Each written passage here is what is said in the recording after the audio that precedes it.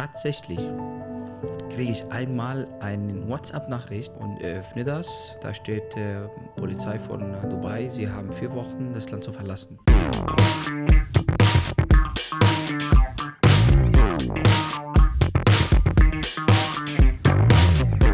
Willkommen zu diesem Video und heute haben wir uns hier versammelt, um einmal über das Thema Firmengründung zu sprechen, ein bisschen aus dem Nähkästchen zu plaudern, was unsere Erfahrungen sind, wie das Ganze hier entstanden ist. Wir haben einmal unseren CEO, Dr. Osama, der das Ganze gestartet hat, dann einmal Julian, unser CEO und meine Wenigkeit, der CMO von Extent. Und wir haben beide, genau Tom, und wir haben alle Erfahrungen gemacht, wir haben alle Firmen gegründet. Also wir sind nicht irgendwie jetzt hier da so extern reingeraten, sondern dadurch, dass wir Firmen gegründet haben. Und ich denke, das ist ein spannendes Thema, über das wir heute sprechen werden. Und da fangen wir vielleicht am besten mit dem Gründer an und schauen einfach mal, wie da so deine Erfahrungen waren und was wir so für Themen alle heute haben. Bei mir war das so, dass ich als Arzt arbeiten wollte in Dubai und ich wusste, dass die Suche länger als 3 Monate dauert und mit meinem deutschen Reisepass könnte ich nur 3 Monate ein Tourismusvisa beantragen. Deswegen habe ich ein bisschen recherchiert und dann hieß es, sponsor dich erstmal selbst als Inhaber einer Firma und dann hast du 3 Jahre ein Visum und könntest du dann in aller Ruhe eine Arbeit suchen. Und ich weiß, der Markt für Neurochirurgen, also ich bin Facharzt für Neurochirurgie, habe das 12 Jahre praktiziere ich immer noch, aber weniger als damals. Und tatsächlich habe ich dann eine Firma gegründet und das war schon eine Person, die durch eine Empfehlung kam von einer ärztlichen Kollegin aus Leipzig, wo ich studiert habe. Ich habe sie circa 14 Jahre nicht mehr gesehen, weil sie war dann halt schon lange in Dubai und sie war Zahnmedizinerin. Habe aber dann halt vertraut, dass es eine Person sein wird, der wirklich weiß, was er tut. Alleine durch die Empfehlung von einem Studienkollegen damals. Und tatsächlich habe ich dann die Firma gegründet. Ich dachte, geil, Firma gegründet. Jetzt wird dann halt Visa, also Residency, Aufenthaltsgenehmigung für Dubai ausgestellt. Und dann ging es hin und her und morgen, übermorgen, eine Woche vergangen, 2. Woche vergangen. So, ich wurde langsam nervös und tatsächlich kriege ich einmal eine WhatsApp-Nachricht und da steht drin so ein PDF-File und öffne das. Da steht Polizei von Dubai, sie haben 4 Wochen das Land zu verlassen. Was? Ja, Visa Cancellation.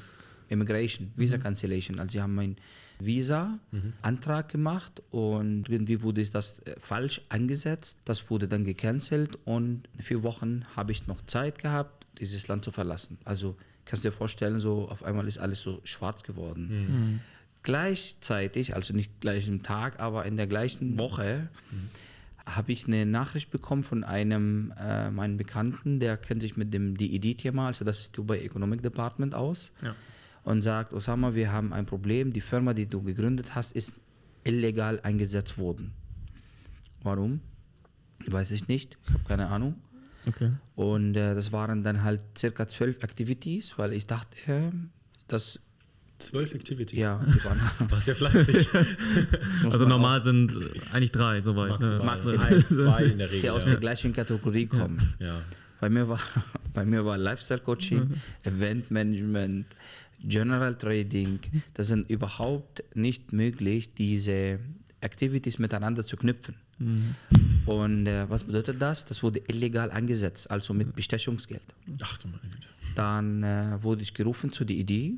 Ich habe tatsächlich mit dem Chef von DED gesprochen, der hat gesagt, keine Chance, die Firma muss geschlossen werden. Ich habe 70.000 bezahlt. 70.000 Dirham? Ja, und ich war noch nicht mit der Zahlung fertig, also ich hätte noch mehr bezahlt, aber ich habe dann dort gestoppt und er hat gesagt, ja, die Firma muss gestoppt werden, beziehungsweise gecancelt werden. 1 Stunde, also wirklich, diese Stunde war sehr heftig und intensiv. Er hat gesagt, das geht leider nicht. Der Typ, der das angesetzt hat, angeblich, der dann halt sozusagen Bestechungsgelder genommen hat, weil ich habe die Firma nicht angesetzt. Der Typ, der das angesetzt hat als Angestellter also bei DED, da gibt es immer noch eine Zwischenstelle zwischen dem Kunden und den Behörden. Das ist die PROs, die Public Relation Operators. Und das ist der Typ, der mir empfohlen wurde von der Kollegen. Der hat ihm Geld gegeben, hat dann halt die Firma illegal angesetzt. Bei dem Auditing, die haben ja auch intern ihre Angelegenheiten, weil Dubai ist sehr vorsichtig bei sowas, das muss man auch sagen. Haben dann rausgefunden, gab dann halt eine Suspendierung von dem Typen, so hieß es, so wurde mir erzählt. Und ich musste die Firma schließen. Hin und her haben sie dann mir erlaubt, eine Activity zu behalten. Also noch nicht geschlossen? Ja. Du durftest sie dann offen behalten, eine genau. Activity Ich habe dann meine Geschichte erzählt. Ich habe gesagt, schauen Sie mal, ich bin Arzt, ich möchte hier kommen, wirklich, ohne dass ich Probleme mache. Und auf einmal habe ich jetzt mehrere Probleme bekommen. Und das ist meine Existenz. Ja. Ich möchte gerne in diesem Land leben, aber ich möchte nicht Probleme haben. Aber hattest du dann noch Kontakt gleichzeitig zu dem, der das gemanagt hat oder das kontrolliert hat? Oder wie konnte es dazu kommen? Der Typ, der das angesetzt hat für mich, ist nicht mehr erreichbar. Und wenn ich ihn erreicht habe, ich war schon einmal in seinem Office und sage, Ahmed, kannst du bitte dann halt mal schauen? Und ich sage, ja, krieg mal schon hin. Das ist nichts Besonderes. Und also das ist schon ein Businessmodell.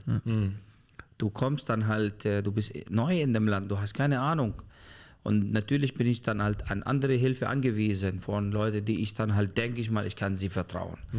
Ja, wo ich dann halt 50-50 das mache und sage, ja, okay, ich hoffe, dass ich nicht den nächsten Fehler auch jetzt mache. Und tatsächlich habe ich dann die Firma mit einer Activity, dann habe ich einen ordentlichen Antrag auf mein Visum und damit habe ich den kompletten Durchgang alleine gemacht. Ich war bei den Behörden alleine, ich habe wirklich dann halt mich um das Thema selber gekümmert. Also kein PRO mehr dazwischen? Nein, okay. Für diese Angelegenheit nicht mehr. Und so kam ich auf die Idee. Ich dachte, okay, du sprichst Arabisch, du bist Arzt, also Akademiker, solltest du auch an sich vorsichtig sein, sollte dir sowas nicht passieren. Trotzdem hat es nicht funktioniert. Also was passiert mit den Deutschsprachigen? Ganz einfach Leute aus Deutschland mit den Deutschen. Und für mich war dann halt die Antwort, wenn du dieses Problem löst, dann hast du schon halt auf jeden Fall was Gutes getan. Und da hat es angefangen. Dann habe ich dann die Firma, das war die Firma, die habe ich dann halt, die einzige Activity war, das sogenannte Corporate Service Provider. Das bedeutet auf Deutsch Firmendienstleister. Ich konnte dann damit legal Firmen für andere gründen. Und habe damit angefangen. Und nur auf Empfehlung. Ich habe erstmal meine Freunde, Leute, ich habe erzählt, Leute, ich bin in Dubai. Ich gründe jetzt Firmen. Aus dem Grund, alle haben gedacht, Osama, du bist richtig verrückt. Ich sage, ja, ich weiß. Ich war immer. Hat dann angefangen für den ersten Kunden, kann ich mich sehr gut erinnern. Dann den zweiten, der hat mir dann 2 geschickt und so weiter und so fort. Und jetzt sind wir wie viel? Mehr als 450, bei 500 circa. Firmen, die wir gegründet haben. Ja. Und das ist die Geschichte dahinter. Ganz banal.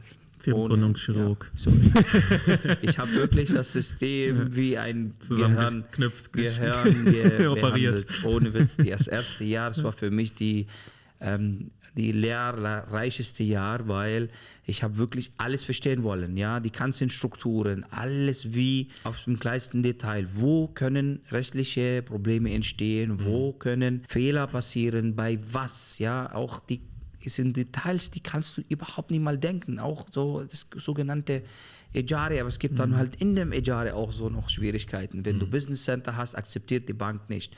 Oder wenn du Accommodations-Zentrum hast und so weiter und so fort. Das sind Details. Diese Präzision, ich kann schon damit angeben, echt, das haben nicht so viele. Und ich möchte dann auch noch immer besser und besser und deswegen habe ich mich mit dem Thema sehr beschäftigt. So, dass wir die Gründung jetzt sehr sauber und sehr einfach für uns, ja, aber wir haben echt viel da gemacht, bis wir das gelernt haben. Ja, in der Theorie klingt das auch alles sehr einfach. Also ich wollte ja damals auch selber gründen, also ich habe ja selber den Prozess gestartet und es ist ja auch so, die Behörden, soweit ich das jetzt auch wahrgenommen habe, die wollen ja gar nicht das unbedingt alles, dass Leute das selbstständig machen, sondern die wollen auch einen Corporate Service Provider haben.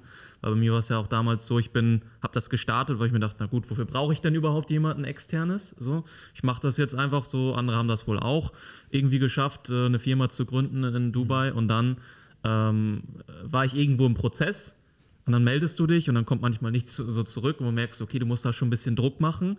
Dann die Sprachbarriere, Deutsch, Arabisch, okay, was passiert da? Und es ist halt auch alles fremd.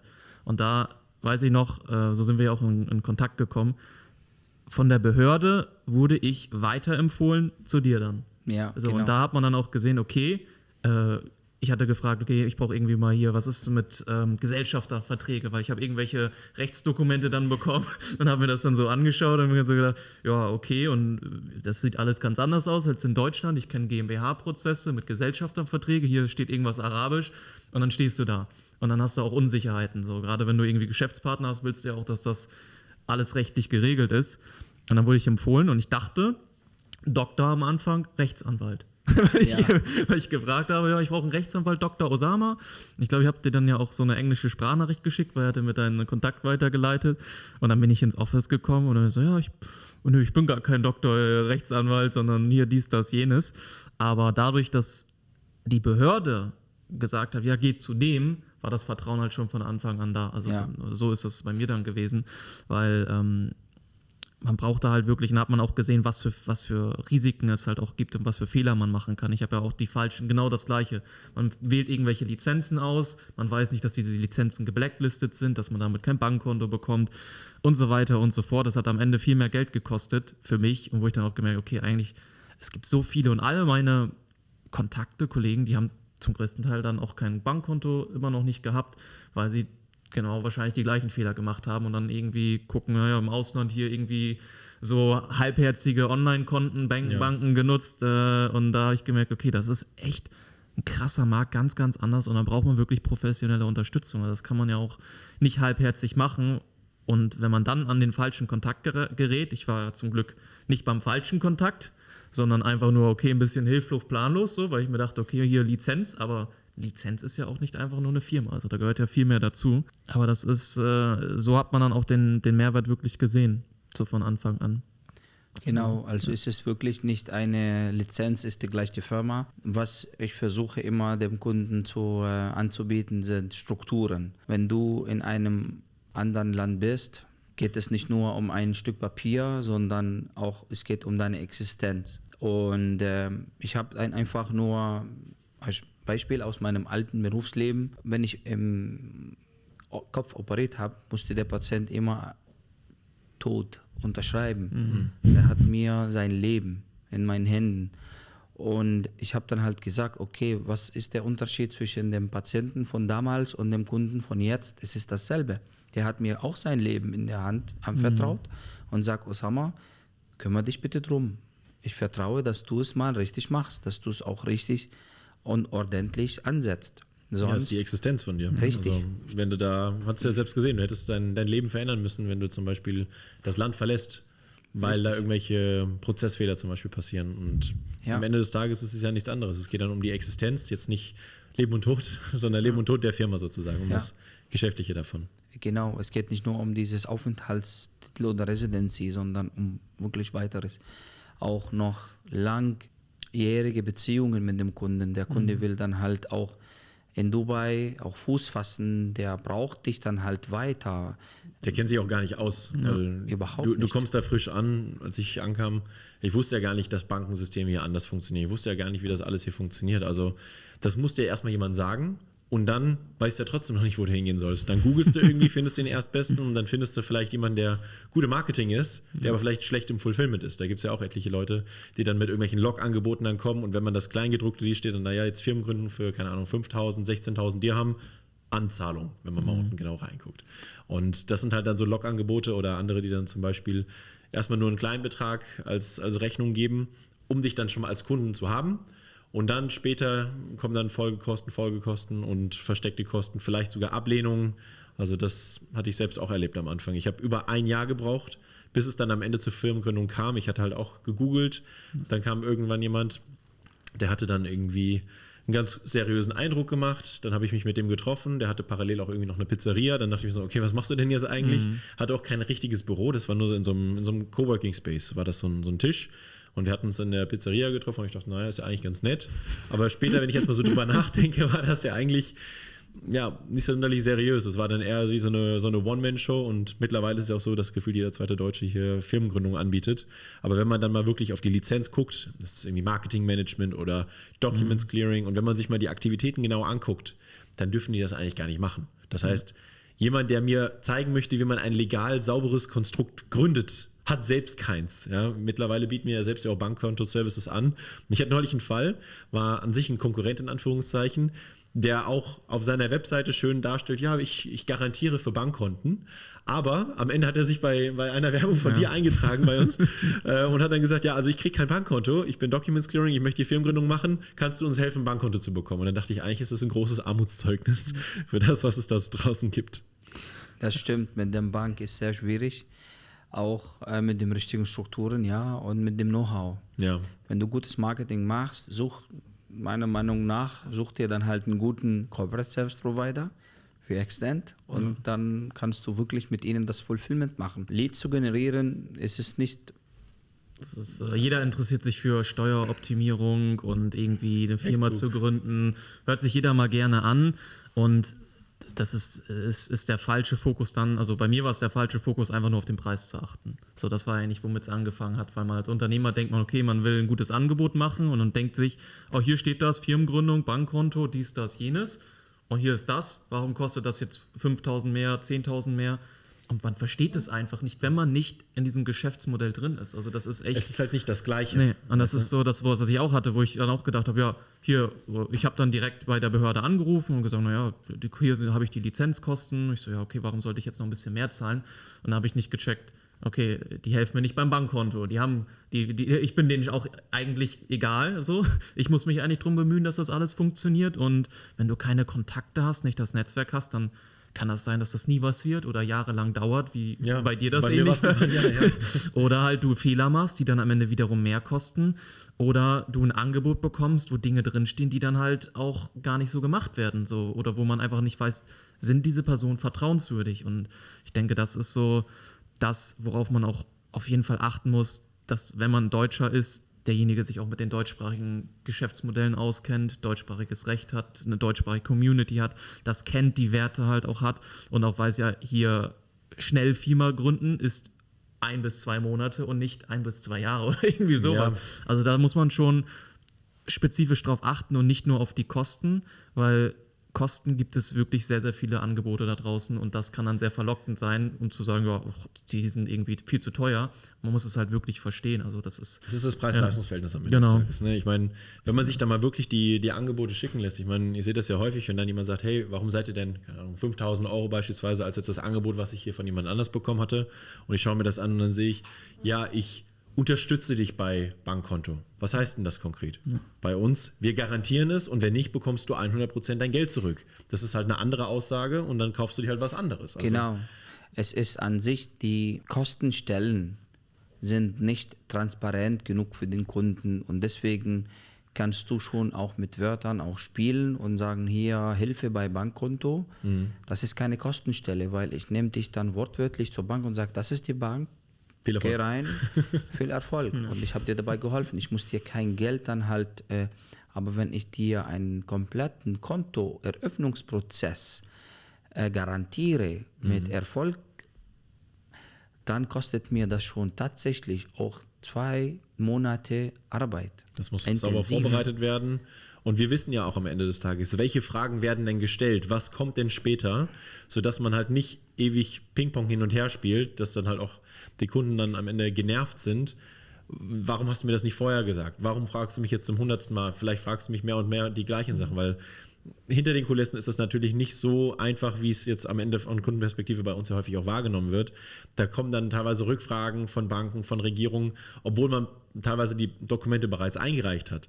Aber wir ersparen halt auch diesen Kopfschmerz, indem wir dann zum Beispiel wissen, später wird er sowieso da und danach fragen. Ich frage jetzt einmal in einem Rutsch alles an und dann weiß ich sofort, okay, wenn dann später die Fragen kommen, was ist denn da zu beantworten? Und ich denke, das hilft halt auch, dass der Prozess halt smooth ist, also dass es schön einfach ist und nicht so hektisch. Also zusammengefasst, einmal darauf achten, Garantien, also wirklich deutschsprachige Ansprechpartner. Wer billig kauft, kauft zweimal oder wird vielleicht sogar aus dem Land geworfen, wenn es halt auf hart kommt. Ja, Corporate Service Provider, es ist sehr wichtig. Die Lizenz, die das ausstellt, gibt es dann ein Team dahinter oder ist das eine One-Man-Show? Hat man halt einen festen Ansprechpartner mit einer Office-Adresse, wo man halt, wenn Anfragen kommen oder wenn zum Beispiel jetzt jemand angestellt werden muss, wohin gehe ich? Okay, wir haben uns jetzt ein halbes Jahr nicht mehr gesehen und du kommst jetzt wieder mit einer anderen Frage, wo bin ich? Bin ich im Urlaub oder bin ich doch nicht mehr in Dubai? Oder bin ich doch immer in dem gleichen Platz, wo wir uns gesehen haben? Weitere Fokus Betreuung, auf Dienstleistungen Fokus, genau, und Fokus halt und vor weitere Ort. Betreuung. Also es gibt ja auch viele irgendwie Rechtsanwälte, die das jetzt, habe ich schon gesehen, angefangen haben in Deutschland anzubieten, aber das macht halt auch nicht so viel Sinn oder die leiten das dann so oder so weiter an externe Dienstleister, wo man dann wieder auch doppelt, dreifach bezahlt. Also es gibt jeder will ja einen Kuchen. auch teure Angebote sind nicht unbedingt immer gut, weil die können auch einfach zu teuer sein, also dafür, dass man dafür nichts erhält. Also ich habe auch schon Beratungen gesehen, die dann einfach 5.000 € nehmen oder 10.000, hast du eine Beratung erhalten, eine Steueroptimierungsberatung, was vielleicht dann gut ist, kann man jetzt inhaltlich nicht bewerten.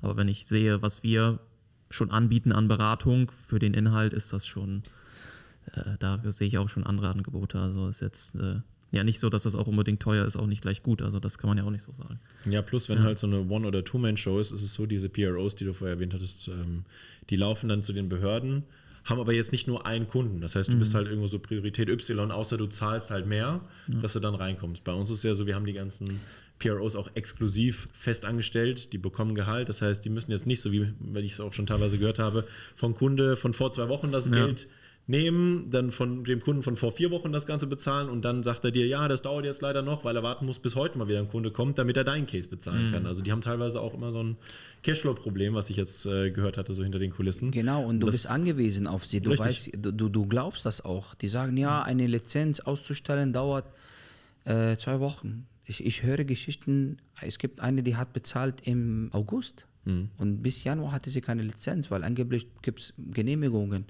Ich sage, welche Genehmigungen?